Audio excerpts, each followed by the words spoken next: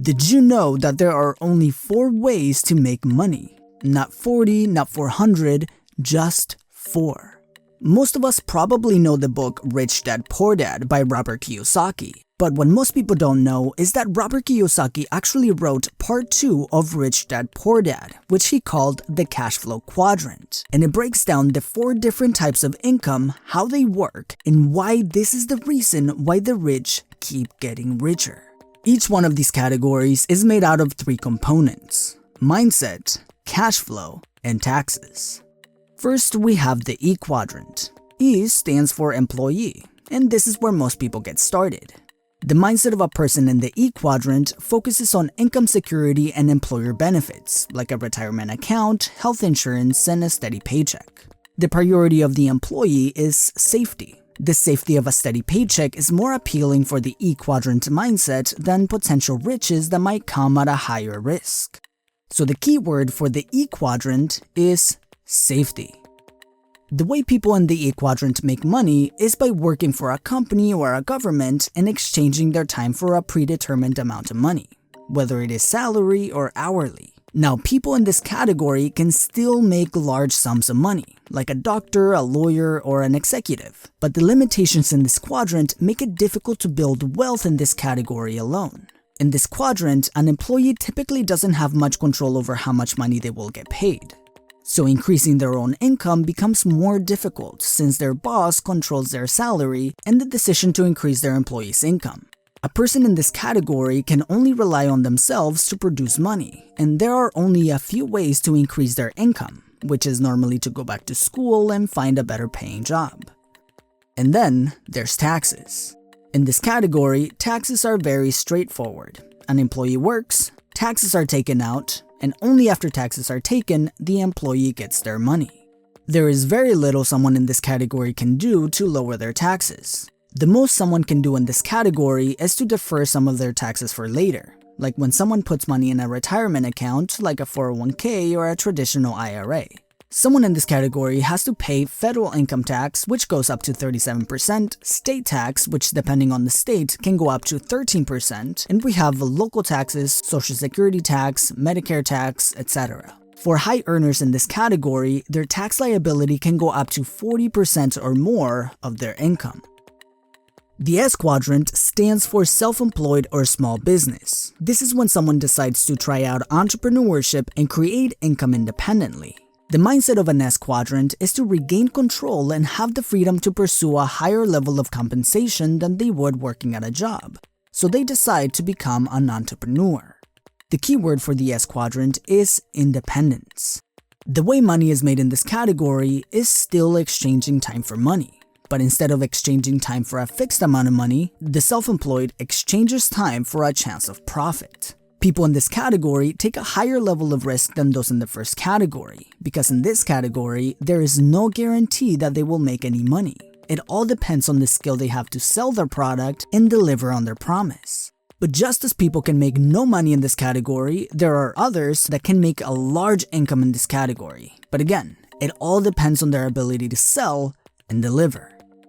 Taxes in this category have a little more flexibility, since people in this quadrant can deduct expenses that are related to their work as tax write-offs.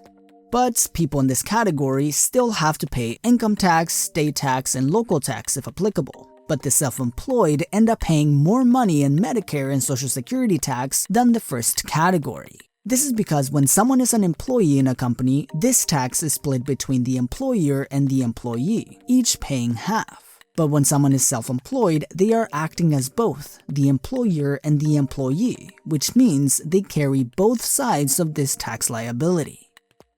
The B quadrant stands for big business. In this category, the rules of the game are a little different than the previous 2, creating an environment where exponential growth and wealth become more achievable. The mindset of a person in the B quadrant is to use leverage to exponentially grow their income. There are 2 main types of leverage that are widely used in this category: OPT and OPM, other people's time and other people's money. People in this category are looking to maximize the results of a business, so they look for other people who can effectively run parts of their business so they can focus on growth and further expansion. Unlike the self-employed, the day-to-day operations of the business are no longer part of the B quadrant schedule, but instead, the day-to-day tasks are taken care of by a system or someone else. The keyword for the B quadrant is leverage. At a basic level, the way big businesses make money is similar to someone in the S quadrant. They must be able to sell a product or a service and deliver on their promise, but the goal is to do it at scale. In this category, the entrepreneur is no longer exchanging time for money or profit. Here, the entrepreneur's time is used to create a system that can manage other people's time and resources effectively to maximize cash flow for the company and its investors. And this system needs to work independently from the entrepreneur. This makes the business a cash-flowing asset. Once a business becomes an asset, many owners decide to keep it and hire someone else to run it, take the company public and sell shares to other investors, or just sell the whole business, since independently working businesses that produce consistent revenue are very attractive assets for bigger investors. Taxes also work very differently in the B quadrant from the previous two categories. First off, corporations have a max tax rate of 21%, and owners of these companies often choose to pay themselves the majority of their profits in dividends instead of a large salary. This is because dividends are taxed at a max rate of 20%, while salaries are taxed up to 37%, without including state, local, and social security taxes. Companies also have the ability to move locations to take advantage of more desirable tax laws. Why do you think many business people move to Puerto Rico? It might be the tropical beaches, or it might be because Puerto Rico has a 4% corporate tax rate and no income tax, capital gains tax, or dividend income tax. The tax laws in this category also make debt kind of an asset.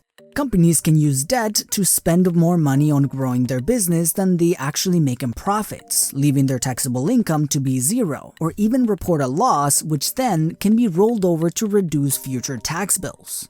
Not only that, but companies can roll over old debt into new debt. This allows businesses to essentially delay debt payments indefinitely, since they can keep using new debt to pay off old debt.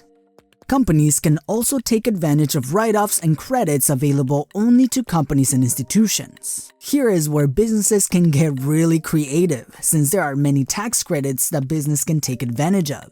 One of the craziest examples of playing the tax code is Donald Trump.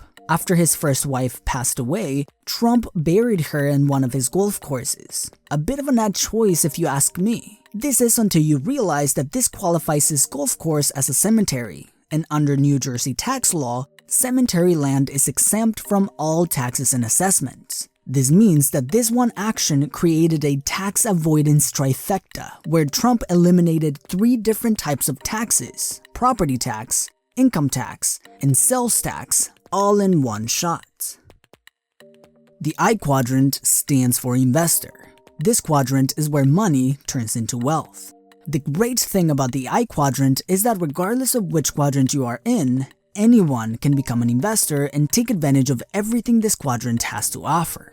But the cost of entry to become an investor is capital. How people get a hold of this capital varies. Some people use their jobs to earn income, save it, and use it to become investors. Others might have other creative ways to get a hold of capital or work together with someone who has the capital. The mindset of the I quadrant is detaching time from money and collecting assets that provide income without needing the investor's time. Now, in many cases, the investor still uses some of their time to manage their investments and make decisions, but the person's time is no longer required for income to be produced. The goal of someone in this category is the creation and preservation of wealth. People can get rich in the B quadrant, but they can only achieve long-term wealth by becoming effective in the I quadrant. The keyword for someone in the I quadrant is wealth. There are many ways people build wealth in the I quadrant, from traditional stock investments, business ownership, real estate, angel investing, private equity, and on and on. But there are 3 fundamental wealth builders that investors look for. The first one is cash flow. This is the income that assets provide to the investor, whether it's ownership in businesses that provide consistent revenue or real estate property that provides rental income. The goal is to have your assets provide positive cash flow that will allow you to finance your lifestyle. Number 2, appreciation. This is the growth in value that an asset has over time. Other than just cash flow, you want your assets to be worth more tomorrow than they are today. This not only provides incremental wealth, but leverage to play around the I quadrant. And number 3, taxes. The I quadrant has a lot of tax benefits that other quadrants just don't have. One of these benefits is the ability for investors to grow their wealth to high levels virtually tax-free. One of the most talked about examples of this is done through real estate. In the world of real estate, there's something called a 1031 exchange. This allows investors to sell an asset at a profit and defer their taxes to use the money to buy more property. Typically, the tax is deferred until the next asset is sold, but many investors just continue using the strategy and continue rolling over their profits from one asset to the next bigger asset without paying any taxes. This allows investors to explode their net worth virtually tax-free. Many investors who don't want to sell their assets can simply borrow money and use those assets as collateral to buy more assets, allowing them to control even more wealth. As Robert Kyosaki says, the I quadrant is like a playground for rich people. And just as important as it is to know the benefits of becoming an investor, learning how to invest is what really makes someone wealthy. And this video will show you how to master yourself to become an effective investor. And as always, thank you for watching, and I will see you in the next video.